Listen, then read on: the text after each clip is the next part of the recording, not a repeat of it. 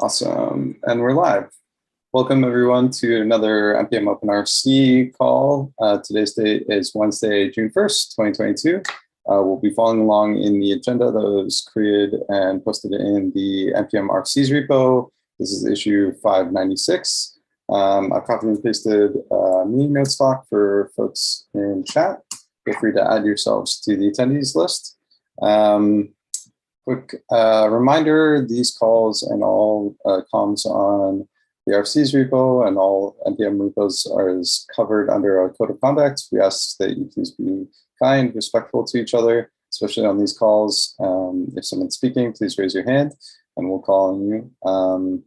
And also quickly, some announcements. We continue to flush out sort of the V9 roadmap and items to do for V9. We've been queuing up some deprecation warnings and things like that for V8, and have a number of items there queued up for V9. There's a link there in the meeting notes if you want to go check out what that is shaping up to look like. Also next week, we aren't going to be running one of these calls because most of our team will be in Austin, attending OpenJS World, and we will have some of our team participating in the Collab Summit as well, which is just after the OpenJS World conference. So hopefully we'll be able to see some folks there in person.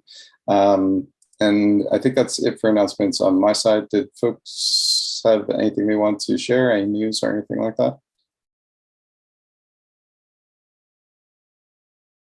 If not, we can jump right into the agenda. It's pretty small. And not many things have changed. This is actually the one net new thing, which is this PR 595, which is proposing a backwards compatible improvement to our compression. This is by Evan Han. I don't think they were able to jump on this call. I know it was last minute.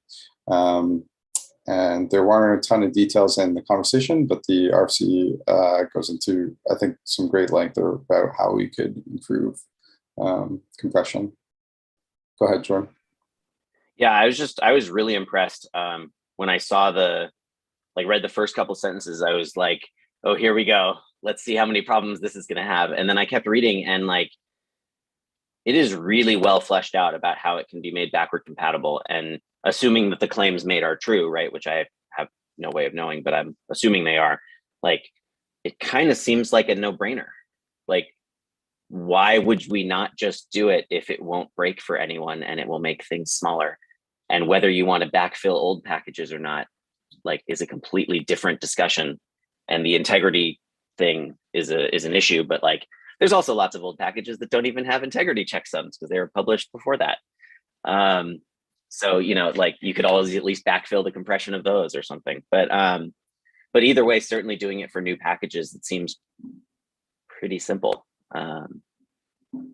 So again, assuming all the claims are true, right? It sounds awesome. Let's do it. Yeah, I haven't had a chance to really dig deep, but I basically plus one your sentiment. If there is a way that we can optimize and shrink the package size, why not? Why not? It's there's no reason to, right. The projects are only growing and not getting smaller. So if we can save you time, bandwidth and memory, let's do it. I think this will obviously have to be heavily scrutinized and do some POC work to actually see if this, as you say, the claims are true. But yeah. Well, and the one thing I guess that is occurring to me is we still might want to add a config item to opt out of Zopfli as an escape hatch for those dealing with private registries that maybe for reasons unknown don't work well with it, but with that approach. But that's a relatively minor thing to add, especially if it's not the default. Go ahead, Greg. So the library they linked is a Go executable, not an NPM module. So look, one of the benefits of the way we do it now is it's core to Node. There's no extra dependencies to worry about and manage. This is talking about bringing in quite a huge dependency for a 5%. increase. Well, the fact that it's in Go, I mean, it's the algorithm that's important, right? Not the implementation. So like, perhaps that's something to consider, right? Maybe someone would then have to port and maintain a JavaScript version of the algorithm, which I understand why that would be awful, but like somebody's going to need this. If this is a new good compression standard that's as backwards compatible as this, right? Like NPM won't be the only one that uses it. So like, it seems like the sort of thing that the team that developed it would probably even be willing to help maintain. And once it exists and works in JavaScript, as long as it's not like, you know, a factor of 10 or more slower than the current approach, like, or whatever the magic number is, then like, it seems fine still. But I mean, it's a good point. I didn't realize it was a Go binary.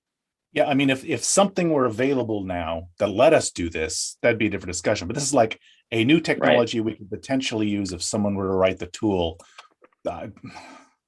That's also a fine, I think, a fine conclusion, right? If the consensus of this meeting is like, we absolutely want to do this, the precondition is that a sufficiently fast implementation must exist on NPM in JavaScript, then like, it's fine if the RFC sits here for 2 years while somebody doesn't build that, and then somebody builds it and then we do it. But like, it's still okay to telegraph our intention to do it pending some work. Exactly. Yeah, like we can accept this or like agree that this is like something we'd want to do, caveating, right? You know, a JavaScript plugin.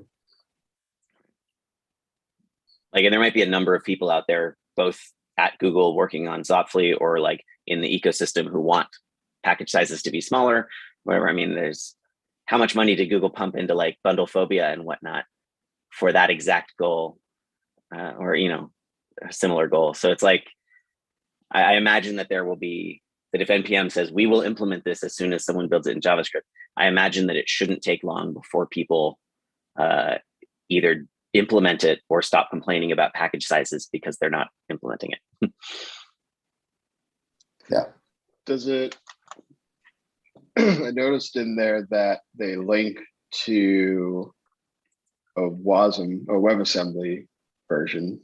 Would that assist with the portability issue or address the portability issue? I suppose you'd have to like vendor it into NPM maybe, or potentially. This is something we've also like internally, you know, tossed around in the past. Like there's definitely benefits for us shipping NPM sort of unpacked and with our like bundled depths, you know, and not throwing everything into a single binary. Or you know, there's definitely like reasons why that has benefited, I think, adoption and collaboration and contribution from the ecosystem. If we start to ship more like WASM code, if we potentially move our, you know, even the brain of NPM, like Arborist, essentially into WASM, which is potentially could have performance gains. Although most of our, I think most of our cost in NPM is stuck in sort of file system IO and potentially network things that are out of our control, or like, then, you know, we would potentially want to start to explore like what potential we could use WASM, you know, other things that we could put in WASM as well. Don't know if this is where we would start with that though. Like, yeah. I mean, there's always going to be a trade-off with WASM components, right? Like, it's the performance is increased, but the approachability and maintainability is going to be decreased because there's just fewer people that can work with that tooling.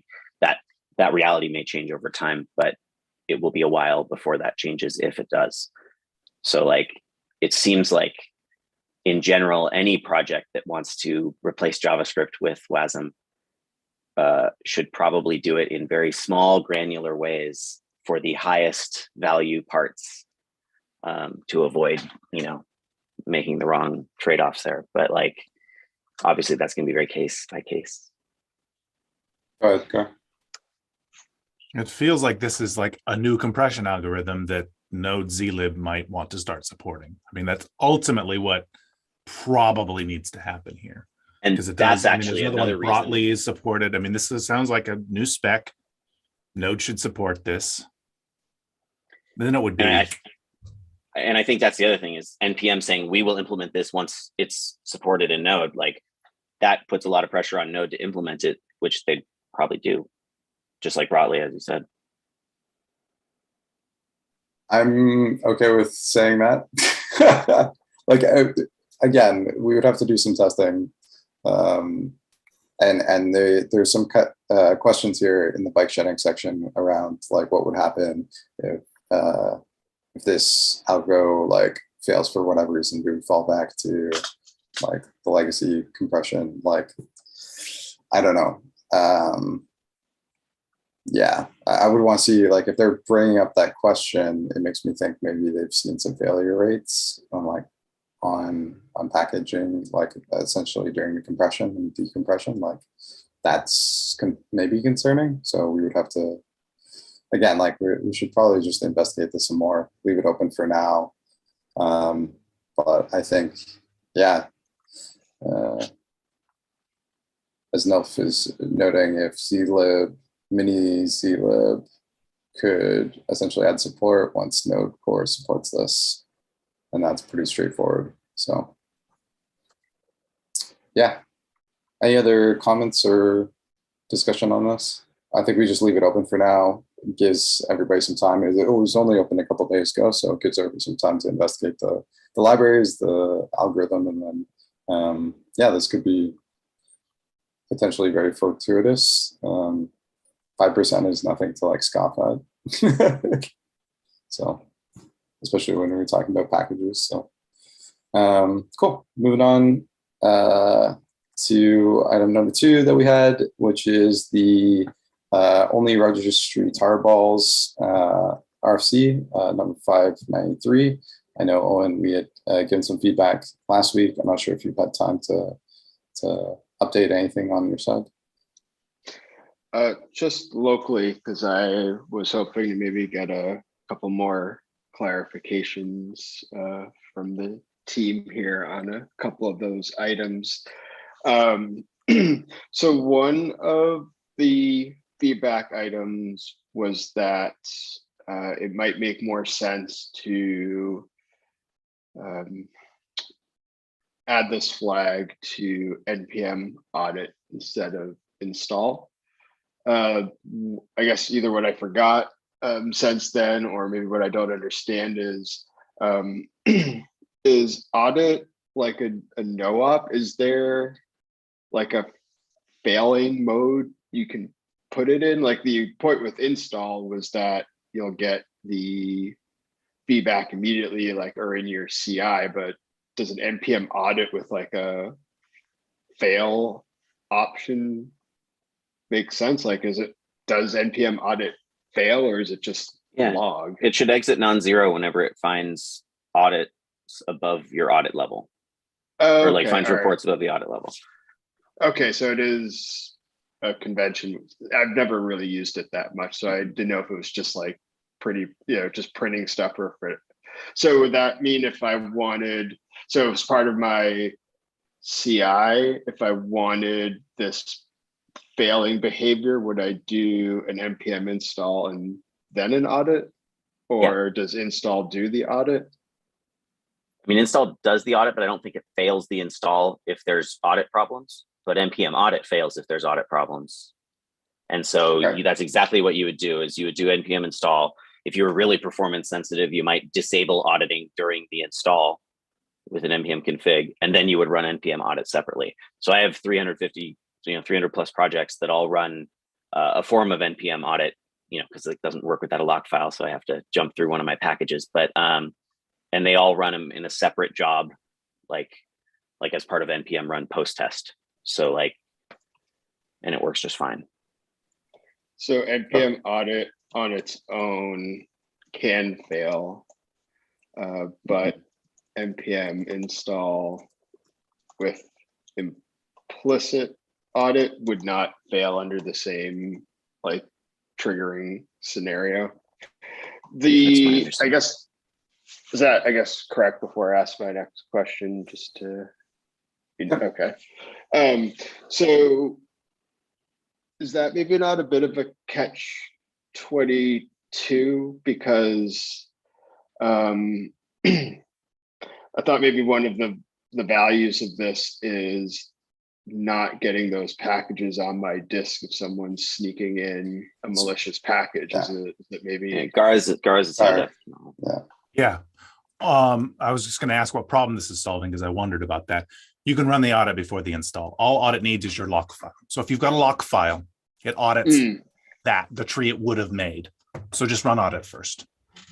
Okay, so that's okay. Got it. So that's probably something we should include in the documentation for this flag somewhere. Then, if you want that protection, run NPM audit with this flag, then CI. So go ahead, Jordan, and then I'll jump in. Yeah, and I just also wanted to add, like, NPM audit should work without a lock file because it should compute your virtual or ideal tree or whatever and run with that. And that's something we've talked about in the past and should just get fixed. It'd be great if Owen, your RFC, fixed that right out the gate. So it uses the lock file if present, and if the lock file is not present, it loads the ideal tree or whatever, or loads the actual tree from node modules, whatever the order we want to do there. Because that way, I can run it on all my projects.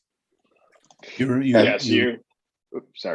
You might lose a bit of that functionality though, because in order to read the tree in, we've got to read those remote packages. So now we're done. So requiring the lock file is the only thing that gives us this whole safety thing that we wanted by running the audit first. So that is something to consider. If we then make audit able to work without a lock file, now it has to go out and pull things potentially from another. The information can't be in the lock file until it's landed on someone's disk. So if the goal is for it to never land on the disk, then it must never land in the lock file. Yeah. So you need to be able to run it from the ideal tree regardless. Actually, you may want to prefer that even. Sorry, go ahead.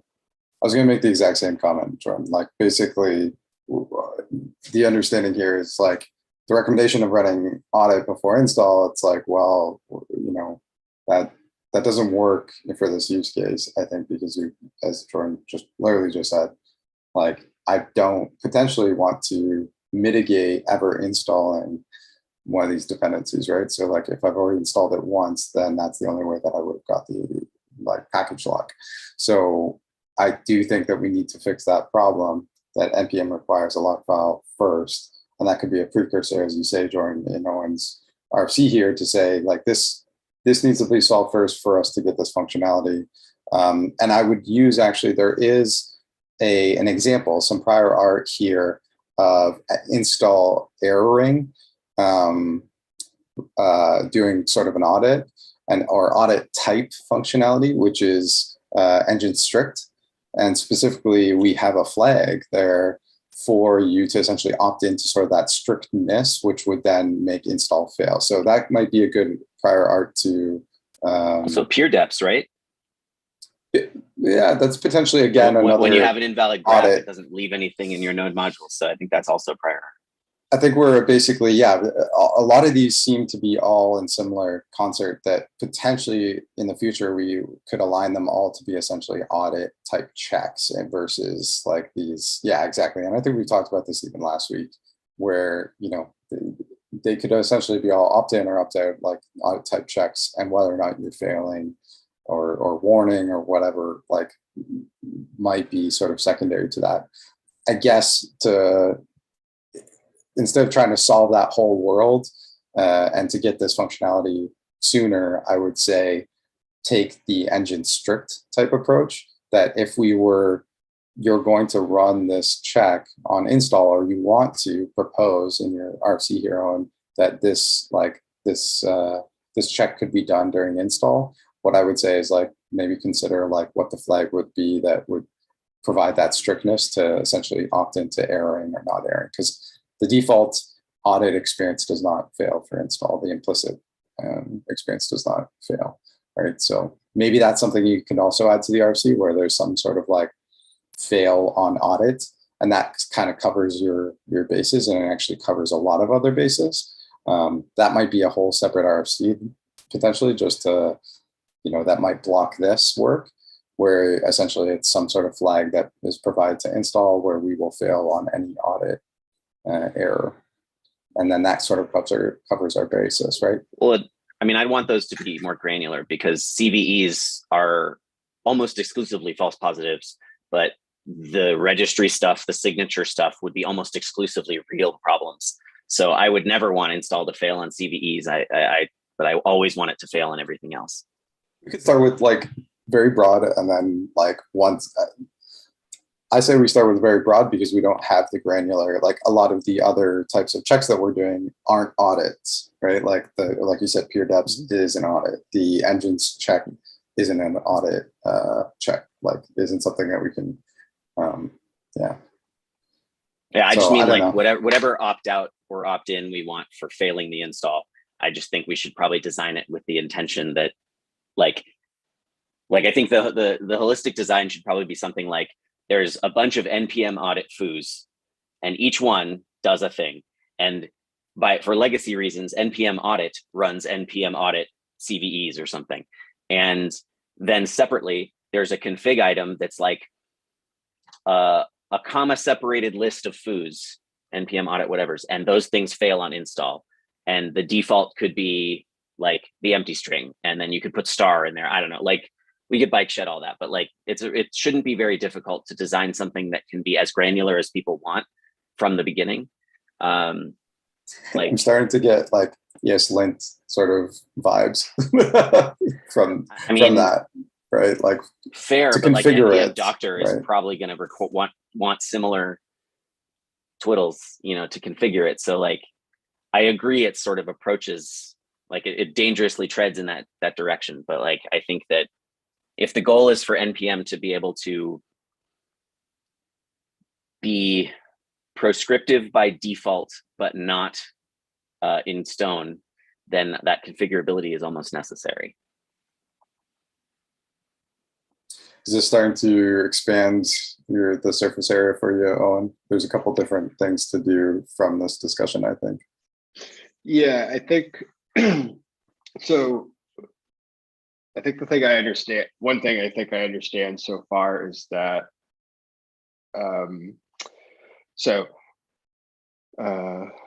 NPM install runs audit, but does not bubble up any, I guess, failures that it comes across. So one thing would be to basically add a flag. So any level of granularity that we add to audit with like an error, with a potential error state, could bubble up to the install on its own.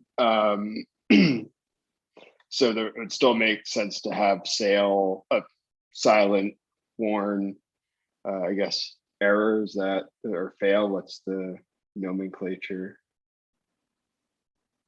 Like when an engine strict, is that like a failure or an error, or? It depends. It depends on what you've done. By default, it's a warning, I believe, and it's actually not even. I think depending on your log level, we may or may not show that to you. And then the engine strict flag will specifically. It depends on what the mismatch is. What the word you use is. Is it fail or error?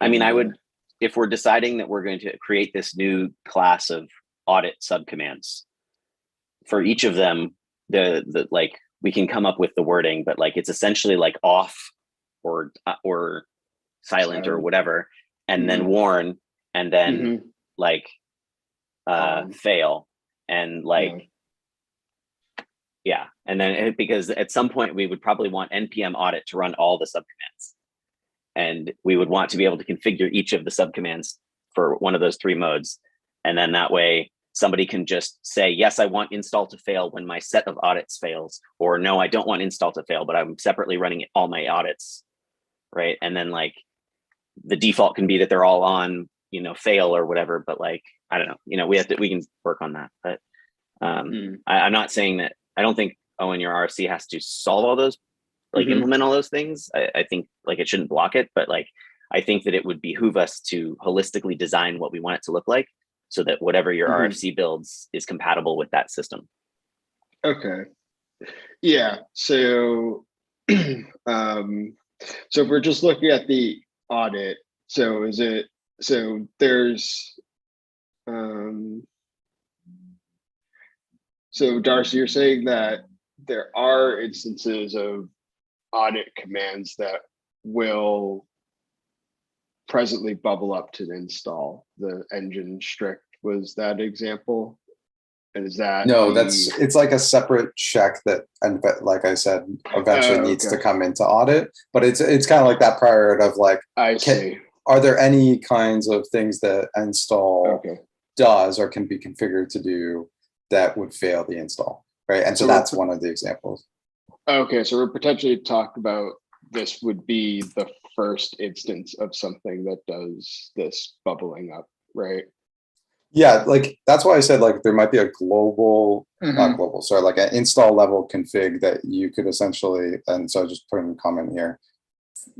Don't worry about the names of it, but it's like, you know, you could have a flag, let's say, for install to tell it to respect whatever the audit, you know, status was. And then you could, as Jordan is recommending, then maybe configure audit specific, you know, checks to have different types of sort of statuses. So like if we have issues with, if you have issues with signatures, maybe it just warns. If you have issues with the remote depths that you're proposing, then that might fail, right? So if you find, you know, issues with that. Yeah, I see.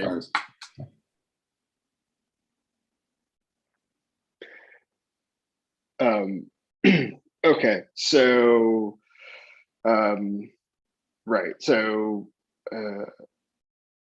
so obviously letting that, so one example that you have there is the flag that just lets those, whatever that API of NPM audit messaging erroring comes through, but on its own, NPM audit would then, you know, basically we're looking at using this like no remote URLs as a template for surfacing other things. So almost like an ESLint config, you could say, I want these two silent, this one warn, and these two fail. And then I suppose at that point, if any of them fail, then it just trips the whole thing.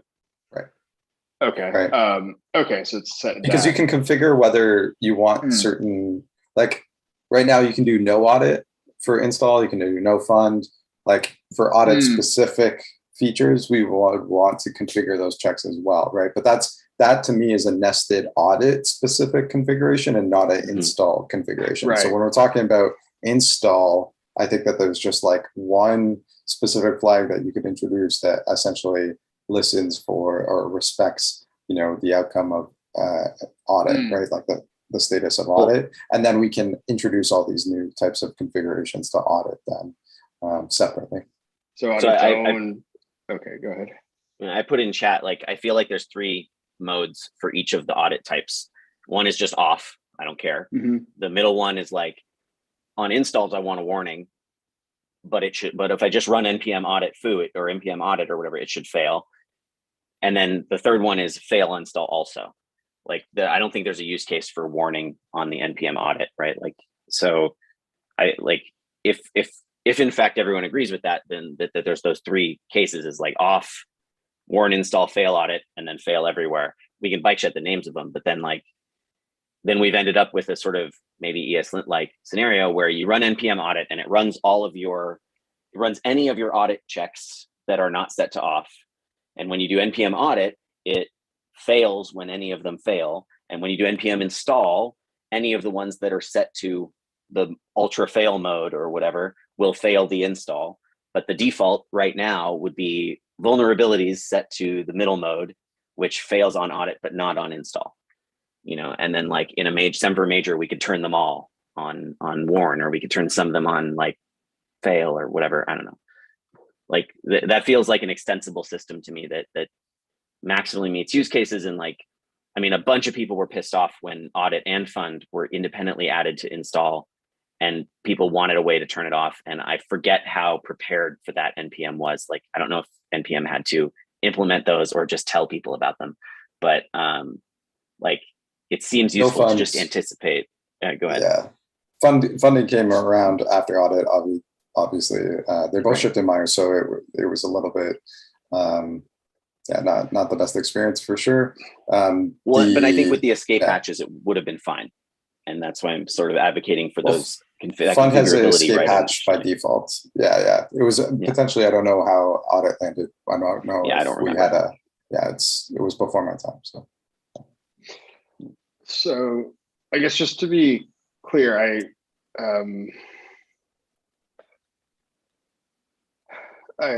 guess maybe this is more for you, Jordan. So I guess what's the distinction of just, I mean, I get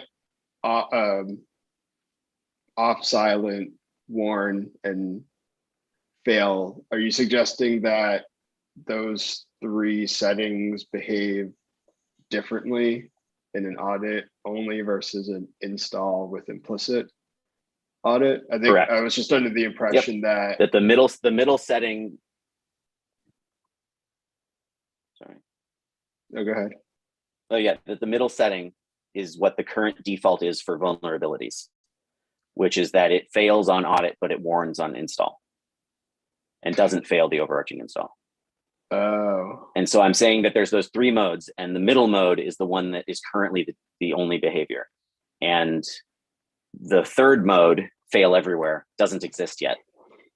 And the off mode exists with the no audit config. And so if we envision this wonderful future world where there's, how many did I put in there? 5 different audit types, then you have a world where you can independently check individual types by NPM audit, whatever. You can run it just NPM audit and check a configured bundle of things, but not all of them. You're not forced to do all of them. It's only the ones you care about. Control whether that set of things you care about fails installed or not. And then you're as you're as protected as you want to be. You can make it fail installs if you don't want that stuff to touch your disk. You can make it not fail installs if you have a separate CI check and you just don't want it to get merged, right? You can turn them on and off individually if you, for example, have no confidence in the CVE ecosystem, but have a lot of confidence in the other checks, like myself, right? I don't know. To me, that sounds like a really nice world to be in. And then a world where people will show up, every other month and be like, look at this awesome thing NPM could check. And we'll be like, hey, that's a good idea. We have a framework for that. NPM audit, new shiny thing. And then it just works, right? That seems like a nice place to be. I guess maybe I just need to familiarize myself with audit more. The only thing that confuses me is that if you have 3 modes, silent, warn, and fail, that in audit, the middle mode, is a warn. The middle one fails in audit, but doesn't fail in that's why the word install. warn is probably the wrong word to describe it, but we'd have to think about what the term But if it fails in audit and then we add this flag to bubble up failures from audit and install, then why do we even need a third mode at all? If you can just. Because I don't want vulnerabilities. I want vulnerabilities to warn, but I never want them to fail install, but I want the other things to always fail install. I thought we were going to give each of these its own little, remote URLs as a fail or warn, or CVEs as a right. But I would want CVEs set to warn, the middle one, and I would want all the others set to fail. Oh, as default. So that's why we'd need 3, because you still would then want off. If let's say let's say my private registry doesn't support signatures or something, and I want that one off, then I have 3 different settings. So you're just talking about warn as you're basically saying that each of these separate audit types, filters, or eventually queries maybe, would just have different defaults out of the gate. Yes. Okay. Whatever we could get away with for semver / whatever was appropriate, for each one. But if it's a warn in audit, is it still going to be a warn in install? And if it's a fail in audit? Well, the warn mode would always fail audit. There's no use case for not failing NPM audit, in my opinion, right? But then it's I guess it's just weird if I'm trying to transpose my audit configurations to install, because I just want to run install and get the cascade of all those checks, that I can just say, I don't warn me whether I audit or warn me whether I install, but you're basically saving me a command at CI time or something. So what I would say is like the individual commands audit and install could essentially set the config differently, right? As well, right? So and if we set up that way, then maybe we only need 2 modes. I don't know. Right. Okay. I feel like this definitely sort of like goes off into a bit of a tangent, but it is, I think, fundamental to the design of this. So I think there's a bit of work that we might have to do to either parse out these two ideas, or maybe this like your RFC and like mutates into like this broader kind of like strategy for how we fail installs based on audit checks. Yeah, because it sounds like there's the sounds like there's 3 things here. There's one, this query-like categorization or filtering of actual audit types, like your CVEs or these remotes, like whatever flags. Then the second is how to actually signal those infractions, silent, warn, or fail. And then the third part, I guess the third layer, once those 2 are available, is how to bubble those up to NPM install and kind of, just get that. If it's warn, if it's silent, you don't see it. If it's warn, you see the warnings, and if anything fails, your install fails. Yeah, so that seems like it could be a separate. Yeah, that seems like that could be that framework could be a separate RFC, and then your dependency types or the check that you want to add is going to get a lot smaller based on the fact that this framework would exist, right? Like the dependency checks is very simple. Then it's just a check that is going to follow this standard pattern for config and how it it's a could chicken or the egg. Can you have, because you need one of these, like, I guess what's the value of being able to set something to silent, warn, or fail if you don't have one yet? Well, we do have some. So like we could basically, we could add this functionality and sort of bless in like the existing vulnerabilities checks that we're doing. Okay. Right, like so that is one like that the exists. Default audit behavior, basically. That's the only thing that we have right now. The thing that we've accepted and we're working on right now with the package security team here at GitHub, and Gar's working closely with them, is the NPM signatures, audit signatures. So that's going to land soon. So that's a sort of secondary check that we could also add to that list, and then yours could come in as sort of that third one.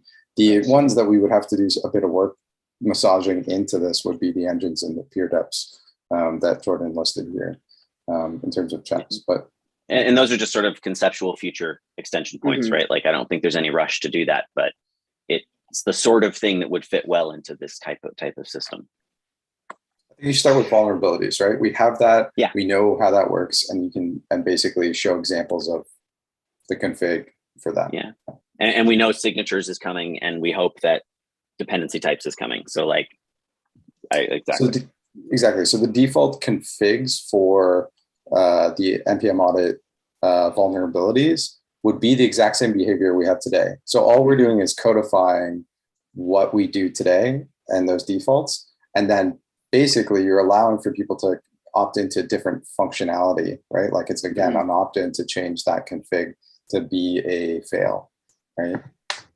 So we'd be talking about like NPM audit -- signature equals fail, and thus an audit would fail. Ideally, you'll prefix the config if you can with audit, if it's specific to audit config. We've gotten into the hairy situation in the past where we have configs that aren't prefixed with the name of the subcommand. And until we have command specific configuration, which is obviously another RFC we've been sitting on for a while, that becomes, just being more verbose is better. So like we've done with init, a bunch of the init config, that is prefixed. And I think that's a bit kinder to folks to understand what exactly they're. So you're saying like NPM audit -- audit signatures equals, or?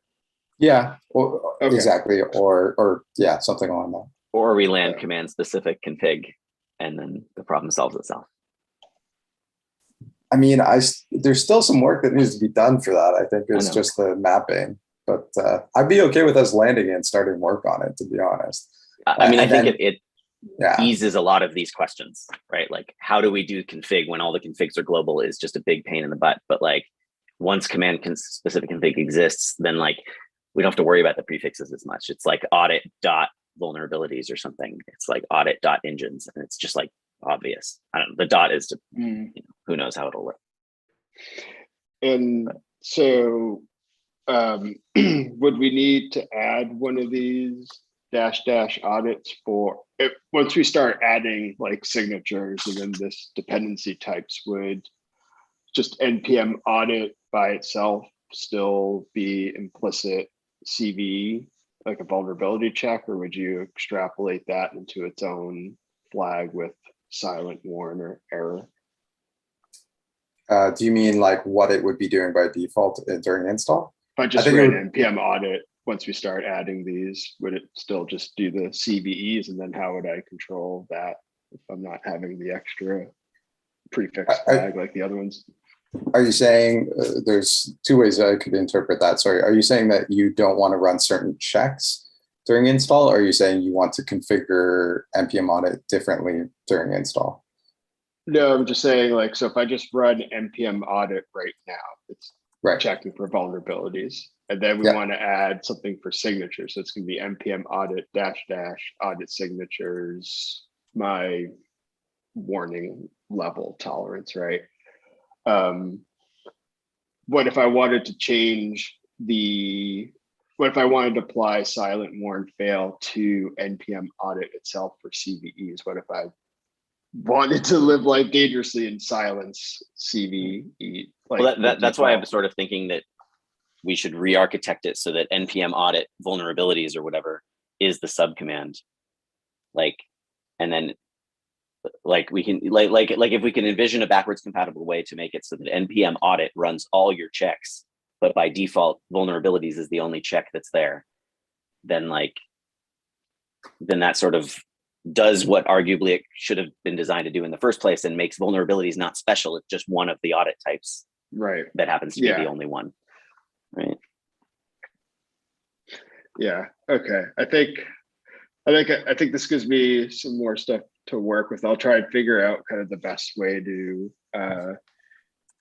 break this down. I guess maybe the question then is, so does this, I guess maybe this RFC morph more into a broader vision of NPM audit specifically, with that like cherry on top of bubbling it up to NPM install then, and we just basically enumerate a couple examples of what its future state could look like? Yeah. Okay. Yeah. And I guess the last thing, and I'm not sure if this is specific to just remote, like the specific flag we originally talked about. I was looking at Deprecate for messaging examples, but I feel like there's maybe more metadata involved in some of this stuff, like like in this example, like what URL is this tarball actually pointing to, and who actually is trying to install it if it's not me. I assume all that hierarchical data is available in Arborist, but I wasn't sure if there's any sort of like formatting, or it's just, like I imagine it'd be like listed out or something like that. But yeah, would that kind of metadata be acceptable in the output?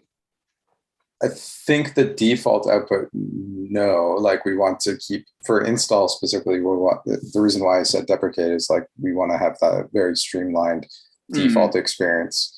And then deprecate goes into a more verbose output, similar to what you're saying. Like I would say, Owen, look at NPM explain and NPM why for that kind of hierarchical sort of context, because those definitely give you like where a package is or how it's being like included, if that's the kind of context you want to add to this. But the default experience should just be like basically a number in the output, I believe. A number? So like the number of remotes found, let's say. Basically just a digest, like exactly. 3 remote URLs found, run with blank. You could say blank 3 of 1,000 or whatever. Yeah, okay. Yeah. But then like run with blank dash to see the full. Yeah, exactly. You run npm whatever, and it might be run npm query. That's why we kept talking about last week. Like it could be that like you could use query to find all these. In fact, Roy has that working. I don't want to like give this away, but like it's working. I saw it this morning. So if you're on this call right now, you heard something special. But yeah, so you could run this command and you can see all these types. I would say that the important information for the type of check that you're doing is the number of them, and then the number of hosts, or like the locations. Unique hosts. So like unique hosts. I think that is very interesting information. I think those two things together in a one-liner. So it's like essentially 8 remote deps found from 4 different hosts, like potentially, or it might be one host. It might be everybody's using GitHub. It might be people referencing GitLab. It might be people referencing their own custom domain, whatever it is. I think that's kind of important information.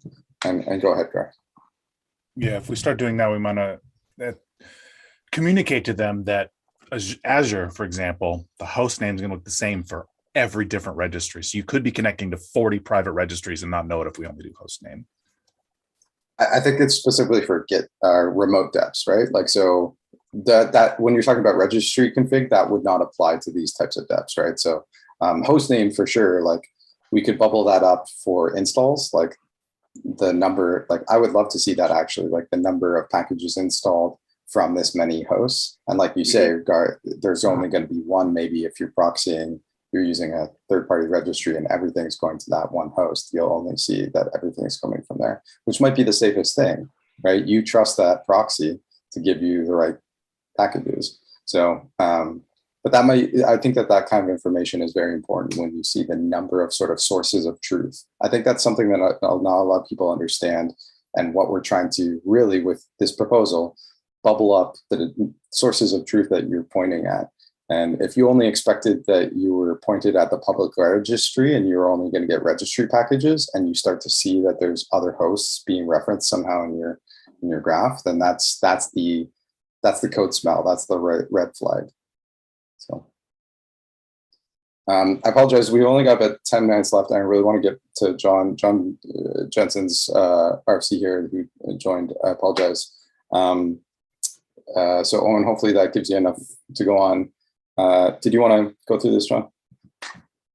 Sure. I mean, just a quick summary for anyone who hasn't seen it yet.